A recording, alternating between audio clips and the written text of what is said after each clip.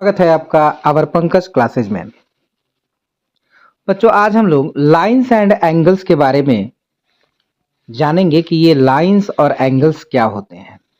यहाँ जैसा कि आप देख पा रहे हैं, लाइंस एंड एंगल्स क्या होते हैं। तो उम्मीद करता हूँ कि आप लोगों को कुछ पता भी होगा पहले से, और अगर नहीं पता है तो चलिए मैं बताता हूँ कि क्या होते हैं ये लाइंस और एंगल्स। पॉइंट की बात करेंगे। सबसे पहले पॉइंट क्या होता है। ये जो पॉइंट है ये क्या होता है। An exact location on a plane is called a point. किसी भी प्लेन पर एक एग्जैक्ट या प्रिसाइज लोकेशन जो होता है उसको हम लोग पॉइंट बोलते हैं।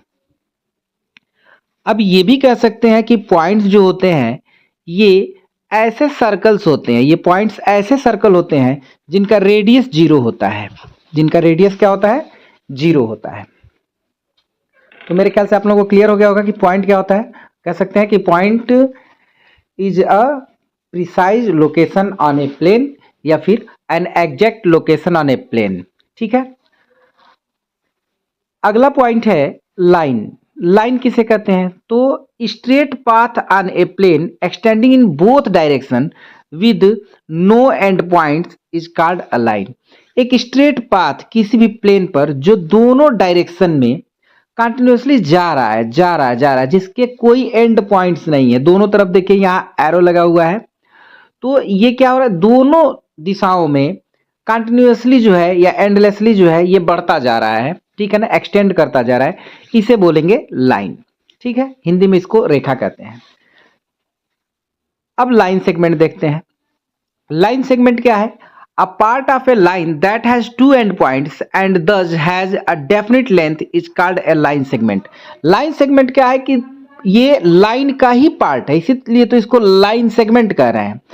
और ये लाइन सेगमेंट जो है ये लाइन का ही पार्ट है, लेकिन इसके दो एंड पॉइंट्स हैं, और दो एंड पॉइंट्स के साथ साथ ये जो दो एंड पॉइंट्स हैं इनके साथ साथ इनके बीच में जितने भी पॉइंट्स हैं ना उन सबको कंबाइंडली हम लोग क्या कहते हैं, लाइन सेगमेंट कहते हैं, रेखाखंड। ठीक है। अब बात करेंगे हम लोग रे की। रे क्या होता है, a line segment extend indefinitely in one direction is called a ray। एक ऐसा लाइन सेगमेंट, रे क्या है, एक लाइन सेगमेंट है जिसका एक एंड पॉइंट तो है लेकिन दूसरे दिशा में उसका या दूसरे डायरेक्शन में, एक डायरेक्शन में तो एंड पॉइंट है, दूसरे डायरेक्शन में उसका एंड पॉइंट नहीं है, वो इंडेफिनिटली जो है एक्सटेंड कर रहा है एक साइड में। देखिए यहां तो इसका एंड पॉइंट है लेकिन इधर क्या कर रहा है, ये एक्सटेंड कर रहा है। ठीक है, तो इसको बोलेंगे रे। यहां पर आप लोग देख पा रहे हैं इंटरसेक्टिंग लाइंस की बात हो रही है। किसकी बात हो रही है, इंटरसेक्टिंग लाइंस। इंटरसेक्टिंग लाइंस किसे कहते हैं, लाइंस दैट क्रॉस, यानी ऐसे लाइंस जो एक दूसरे को क्रॉस करते हैं या इंटरसेक्ट करते हैं। इंटरसेक्ट करने का मतलब है, देखिए एक लाइन यहां पर दूसरे लाइन को काट रही है ना, तो इसको बोलते हैं इंटरसेक्टिंग लाइंस। क्लियर है। अब पैरेलल लाइंस क्या है, lines that never cross and are always the same distance apart. ऐसे लाइंस को पैरेलल लाइंस कहते हैं जो कभी भी एक दूसरे को काटे नहीं और उनके बीच में जो डिस्टेंस है ना वो हमेशा क्या रहे, सेम रहे। हमेशा क्या रहे, सेम रहे भाई, कि वो जहां भी अगर देखा जाएगा तो उनके बीच का डिस्टेंस हमेशा क्या होगा, सेम रहेगा, और वो एक दूसरे को कभी भी इंटरसेक्ट या काटेंगी नहीं।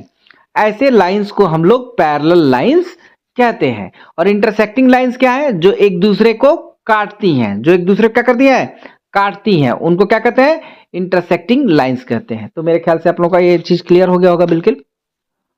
अब बात करते हैं कि what is an angle. Angle क्या होता है भाई, तो when two non collinear rays join with a common end point, जिसको ओरिजिन भी कहा जाता है, एन एंगल इज फॉर्म्ड। जब दो non collinear rays, non collinear का मतलब क्या हुआ, नॉन कोलिनियर पॉइंट्स या रेज उन्हें कहेंगे जो एक लाइन में ना हो, एक सीधाई में ना हो। ठीक है ना, नहीं तो वो एक ही पर लाई कर जाएंगे। तो ये बात है। जैसे नॉन कोलिनियर पॉइंट्स के बारे में आप लोगों ने सुना होगा कभी, ये देखिए लाइनियर, कोलाइनियर पॉइंट्स हैं यहाँ पर, यानी कि ये एक ही लाइन पर लाई कर रहे हैं पॉइंट्स, यहां देख रहे हैं आप लोग। और कुछ पॉइंट्स जो नॉन कोलिनियर पॉइंट्स होंगे वो एक लाइन पर लाई नहीं करेंगे। देखिए ये नॉन कोलिनियर लाइंस हैं, पॉइंट्स हैं, सॉरी क्या है, ये नॉन कोलिनियर पॉइंट्स हैं। इसी तरीके से अगर एक रे ऐसा होता और अगर वो कोलिनियर रे होगा तो उसी पर दूसरा रे भी लाई करेगा। तो ऐसे रेज की बात नहीं हो रही है, बात ये हो रही है कि दो नॉन कोलिनियर कैसे होंगे, एक रे अगर इधर जा रहा है तो दूसरा रे इधर जा रहा होगा, और इनका जो एंड पॉइंट एक है ना वो कॉमन हो दोनों का। अभी यहां समझेंगे हम लोग, यहां पर सारी चीजें हैं। एक रे है यहां पर बी ए, ये देख सकते हैं आप लोग, और एक रे है यहां पर बी सी, एक रे क्या है, बी सी है यहां पे। अब देखिए इस बी ए का भी एंड पॉइंट बी है और बी सी का भी एंड पॉइंट क्या है, एक बी है कि नहीं। अब क्या है कि अगर ये दोनों रेज एक जगह पर एंडिंग होती है, जैसे ये बी रहा, ये आपका ए हो गया ये पॉइंट, और ये पॉइंट आपका सी हो गया। अब यहां जो चीज बन रहा है ना ये है आपका एंगल, ठीक है ना, क्या है ये आपका एंगल है। अब समझिएगा कॉमन एंड पॉइंट हो रहा है ना, यहां ए बी के लिए भी बी और बी सी सी बी के लिए भी बी, क्या हो गया, दोनों के लिए, दोनों रेज के लिए कॉमन पॉइंट हो गया, कॉमन एंड पॉइंट। और यहां ये जो कॉमन एंड पॉइंट है, एंगल के केस में हम लोग इसको वर्टेक्स कहते हैं। क्या कहते हैं, वर्टेक्स कहते हैं। क्या कहते हैं, वर्टेक्स कहते हैं। क्लियर है चीजें। अच्छा अब देखिए, common end point is called the vertex of the angle, B is the vertex of angle A B C. और रे ए बी ए और बी सी ये दो नॉन कोलिनियर रेज हैं, ठीक है। रे बी ए और रे को ऐसे डिनोट करते हैं, बी ए रे को बी ए लिखेंगे, ऊपर जो है एक तरफ रे बना देंगे, ठीक है ना, तो बार लगाते हैं रे के साथ। And ray B C are called the arms of angle ABC. ABC के ये बी ए और बी सी जो रेज है ये आर्म्स कहलाएंगे। क्या कहलाएंगे, आर्म्स कहलाएंगे। और बी जो है वो क्या कहलाएगा, वो वर्टेक्स कहलाएगा। क्लियर हो गई होगी बात। अब बात यह है कि नेमिंग एन एंगल, यानी कि एक एंगल का नाम कैसे दिया जाता है, उसको नाम कैसे देंगे हम लोग। तो नाम देने का तरीका यह है बच्चों, to name an angle we name any point on one ray, then the vertex and then any point on the other ray। यानी कि आपको इस रे पर जो दो रेज एक जगह पर एंड पॉइंट के साथ मीटअप करते हैं, ठीक है, कॉमन एंड पॉइंट पे, तो वहां आपका एंगल बनता है। ये हम लोगों ने पिछले स्लाइड में देख लिया था। अब यहां समझने वाली बात यह है कि नाम कैसे देंगे। तो नाम यहां पर इसको एंगल ए बी सी भी कह सकते हैं और एंगल सी बी ए भी कह सकते हैं, दोनों सही है। और अगर शॉर्ट में आप कहें तो वर्टेक्स का नाम भी दिया जा सकता है कि एंगल बी है। लेकिन जो ऊपर लिखा हुआ वो क्या कर रहा है कि एक रे पर किसी पॉइंट को ले लीजिए। जैसे मान लीजिए ए बी एक रे है और इस पर हमने एक पॉइंट ए ले लिया, और बी सी एक रे है, इस पर एक पॉइंट हमने सी ले लिया और वहां से शुरू किया। या तो ए बी सी एंगल बोलेंगे इसको, या फिर एंगल सी बी ए बोलेंगे, एंगल ए बी सी या फिर angle C B A. Simple है। We may also name this angle only by the single letter of the vertex, for example angle B। ये important है कि अगर हम चाहें तो ये ए बी सी पूरा बोले, एंगल ए बी सी, या फिर एंगल सी बी ए बोलिए, या फिर आप सिंपली एंगल बी उसके वर्टेक्स के नाम से उस एंगल को नाम दे सकते हो आप, कोई दिक्कत नहीं है, ठीक है ना। अच्छा, लेकिन कई सारे केसेस में देखा जाता है कि जब कॉमन दो एंगल्स के बीच में एक कॉमन पॉइंट होता है, ठीक है, दो एंगल्स की बात मैं कर रहा हूं, तो फिर वहां पर आपको नाम देना ही पड़ेगा ऐसे करके कि एंगल ए बी सी या फिर एंगल सी बी ए, इस तरीके से, ठीक है। वहां चूंकि कंसीडर नहीं कर पाएंगे कि किस एंगल की बात करें, जब दो एंगल्स होंगे तो। अभी ऐसा सिंगल है तो कोई दिक्कत नहीं, आप जैसे भी चाहो यूज कर सकते हो। Interior and exterior of an angle के बारे में अब हम बात करेंगे। An angle divide the points on the plane into 3 regions. एक एंगल जो है, किसी प्लेन पर अगर एक एंगल हम बनाते हैं तो वो प्लेन पर मौजूद जितने भी पॉइंट्स होते हैं उनको 3 रीजन में, 3 क्षेत्रों में वो बांट देता है। ठीक है, तो आइए देखते हैं क्या क्या चीजें हैं। Points lying on the angles, ऐसे भी कुछ पॉइंट्स आपको देखने के लिए मिलेंगे जो कि एंगल्स पर ही लाई कर रहे होंगे। ठीक है, तो उनको बोलेंगे points lying on the angles. ठीक है ना, वो एंगल ही है। Points with in the angles, यानी इंटीरियर पोर्शन जो होगा, जो ये रीजन है, देखिए यहां पर ये वाला रीजन, इसके एंगल के अंदर जो पाया जाएगा वो क्या है, points with in the angle, that is it's the interior portion of the angle actually. और इसके बाद से जो पॉइंट्स बाहर पाए जाएंगे, कहां पाए जाएंगे, बाहर पाए जाएंगे एंगल के, जैसे ये P है, X है, T है, ये क्या हो जाएंगे, एक्सटीरियर पोर्शन हो जाएंगे। तो इतने से ये एक्सटीरियर, इंटीरियर और एंगल वाला पॉइंट के रिलेशन में या फिर जो रीजन की बात हो रही है वो क्या क्लियर हो गया।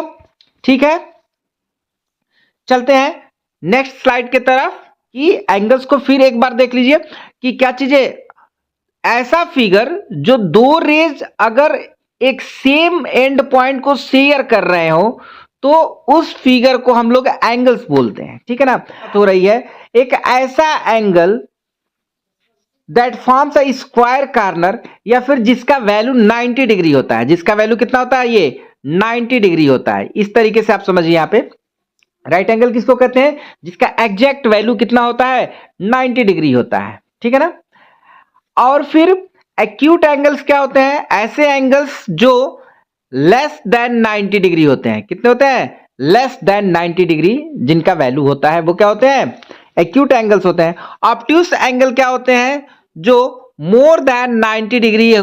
तो एंगल्स कांग्रुएंट कब होंगे, जब एक एंगल को दूसरे एंगल पर सेट किया जाए और वो पूरा पार्ट एक दूसरे को कवर कर ले, एग्जैक्टली कवर कर ले, तो उसको बोलेंगे आप कांग्रुएंट एंगल्स। ठीक है ना, तो angles that have the same measure are called congruent angles. और इस तरीके से भी आप देख सकते हो कि ऐसे एंगल्स जिनका मेजर जो है वो क्या हो, एग्जैक्ट सेम हो, उनको हम लोग कांग्रुएंट एंगल्स बोलते हैं। जैसे यहां पर ABC 30 डिग्री है और DEF भी क्या है, 30 डिग्री है, तो ये दोनों एंगल्स कांग्रुएंट हैं। और कांग्रुएंट होने का सबसे कंपलसरी कंडीशन ये है कि जब वो कांग्रुएंट होंगे तो उनका साइज और शेप दोनों सेम होगा। किसी भी चीज का साइज और शेप अगर दोनों सेम है तो वो ऑब्जेक्ट या वो चीज क्या है, कांग्रुएंट है।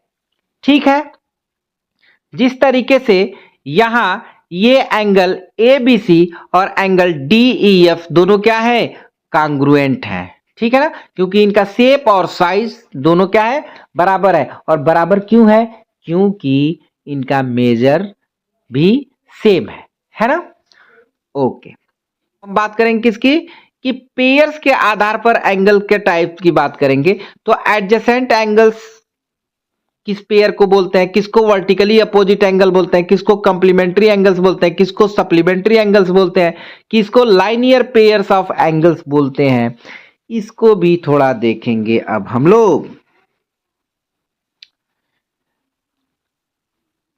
एडजेसेंट एंगल, दो ऐसे एंगल्स जिनका वर्टेक्स कॉमन हो, ठीक है ना, और उनके बीच में एक कॉमन रे हो। जैसे यहां देखिए, यहां आप इजीली समझ सकते हो, यहां पर 2 एंगल्स आपको दिखाई दे रहे हैं, दिखाई दे रहा है ना, इनमें वर्टेक्स तो कॉमन है और बीच में ये एक कॉमन रे को साझा कर रहा है ना। इस एंगल में भी ये रे आ रहा है, इस एंगल में भी ये वाला रे आ रहा है ना, BD। ठीक है ना, तो ये दोनों एंगल्स जो यहां बन रहे हैं, ये दोनों एंगल्स जो यहां बन रहे हैं, ये क्या है, एडजेसेंट एंगल्स हैं। सिंपली आप समझ सकते हो इन चीजों को। ठीक है, अब बात करेंगे वर्टिकली अपोजिट एंगल्स की। वर्टिकली अपोजिट एंगल्स क्या है, ऐसे पेयर्स ऑफ एंगल्स हैं जब दो लाइन एक दूसरे को इंटरसेक्ट करते हैं और उस इंटरसेक्टिंग पॉइंट पर जो एंगल्स बनते हैं ना, उनको हम लोग बोलते हैं वर्टिकली अपोजिट एंगल्स। ठीक है, जैसे यहां आप देख सकते हो, एक एडी आप देख रहे हो और एक बीसी देख रहे हो, है ना। एडी और बीसी एक दूसरे को इंटरसेक्ट कर रहे हैं पॉइंट पी पर, है ना। तो यहां पर एक तो वर्टिकली अपोजिट आपका ये एंगल बन रहा है और एक पेयर जो है वर्टिकली अपोजिट का ये बन रहा है, देख पा रहे हो। तो एंगल ए पी सी आप देख रहे हैं, angle A P C vertically opposite है किसके, एंगल बी पी डी के। यानी ये एंगल और ये एंगल आपस में वर्टिकली अपोजिट हैं और वर्टिकली अपोजिट एंगल्स जो होते हैं वो बराबर होते हैं और कांग्रुएंट होते हैं, ध्यान रखिएगा। यहां पर ए पी बी ये वाला एंगल और सी पी डी ये एंगल, ये दोनों वर्टिकली अपोजिट है और इक्वल है। Vertically opposite angles already equal होते ही हैं, ठीक है ना। समझ में आ गई बात। यहां पर देखिए 4 एंगल्स के लिए कॉमन वर्टेक्स पी दिख रहा है आपको, देख रहे हो, यहां 4 एंगल है, एक कॉमन वर्टेक्स दिख रहा है पी, सही है ना। ठीक है, अब बात करते हैं बच्चों कि कंप्लीमेंट्री एंगल्स क्या होते हैं। अगर दो ऐसे एंगल्स हैं कोई भी जिनका सम किया जाए, जिनको जोड़ा जाए, ठीक है, तो उनका सम जो है 90 डिग्री आए, तो ऐसे एंगल्स के पेयर को या ऐसे एंगल्स को हम लोग कंप्लीमेंट्री एंगल्स बोलते हैं। जैसे यहां पर एंगल ए बी सी है और एंगल डी ई एफ है। एंगल ए बी सी आपका 60 डिग्री है, एंगल डी ई एफ जो है 30 डिग्री है। दोनों को अगर हम ऐड करें तो कितना हमें मिल रहा है, हमें मिल रहा है 90 डिग्री। इसका मतलब कि ये दोनों एंगल्स क्या हैं, कॉम्प्लीमेंट्री एंगल्स हैं। क्लियर हो गई बात।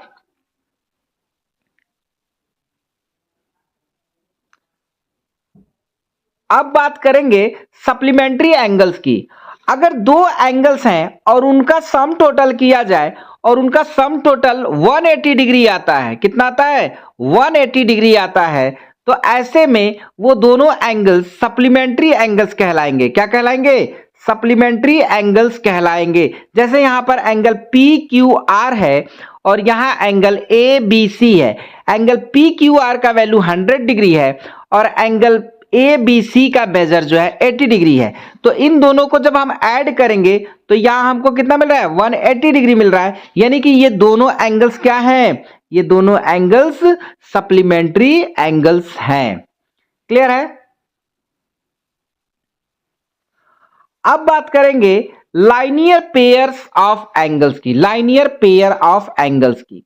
भाई तो टू एडजेसेंट सप्लीमेंट्री एंगल्स, यानी एडजेसेंट का मतलब ही होता है कि क्या हो, लगे हों, दो एंगल्स सटे हों, उनमें एक रे क्या होना चाहिए, कॉमन होना चाहिए। जहां जैसे यहां पर एपी आप देख रहे हो, ये एपी क्या है, कॉमन रे है। तो दो एडजेसेंट सप्लीमेंट्री एंगल्स को हम लोग क्या बोलेंगे, लाइनियर पेयर ऑफ एंगल्स बोलेंगे। और इन लाइनियर पेयर्स ऑफ एंगल्स जो होंगे, लाइनियर पेयर ऑफ एंगल्स जो होंगे, उनका सम हमेशा कितना आएगा, 180 डिग्री आएगा। ये कंडीशन है, बहुत ज्यादा एग्जाम में या बहुत ज्यादा क्वेश्चंस इस पे बने होते हैं, ठीक है ना।